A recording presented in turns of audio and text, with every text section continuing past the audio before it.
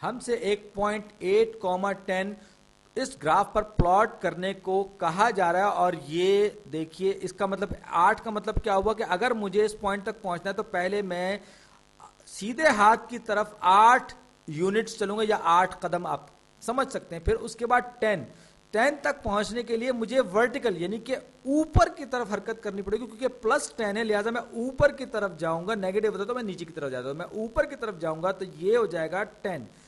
ये कोऑर्डिनेट जो है ये 8,10 के ऑर्डर्ड पेयर के ये कोऑर्डिनेट्स हैं, जिनको ये पॉइंट के कोऑर्डिनेट्स हैं जो कि यहां लिखे गए हैं। और मैं अब चाहे तो आप देख सकते हैं, आप पहले ऊपर जाएं 10, फिर आप राइट जो है सीधे हाथ की तरफ जाएं 8 पॉइंट।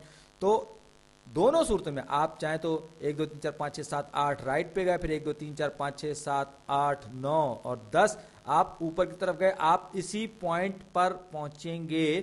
तो आप इस तरह से मालूम कर सकते हैं। और अगर आपने यूं कहिए कि आपने वाई और एक्स का ख्याल ना रखा होता तो फिर ये पॉइंट कुछ और हो जाता। और इसी वजह से हम ऑर्डर्ड पेयर में तरतीब का ध्यान रखते हैं। ये इसका जवाब दुरुस्त हुआ। ऑर्डर्ड पेयर में तरतीब का ध्यान रखते हैं क्योंकि ऑर्डर्ड का मतलब होता है तरतीब।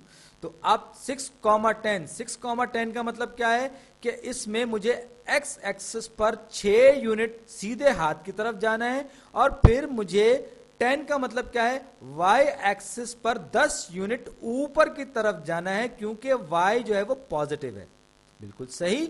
एक और प्रॉब्लम कर लेते हैं 5,7, यानी इस पॉइंट तक पहुंचने के लिए 5,7 तक पहुंचने के लिए मैं पहले सीधे हाथ पे 5 जाऊंगा, 5 कदम चलूंगा, 5 यूनिट जाऊंगा, और फिर वाई एक्सिस पे मैं 7 यूनिट 7 कदम ऊपर चढ़ूंगा। तो मैं इस पॉइंट 5,7 तक पहुंच जाऊंगा।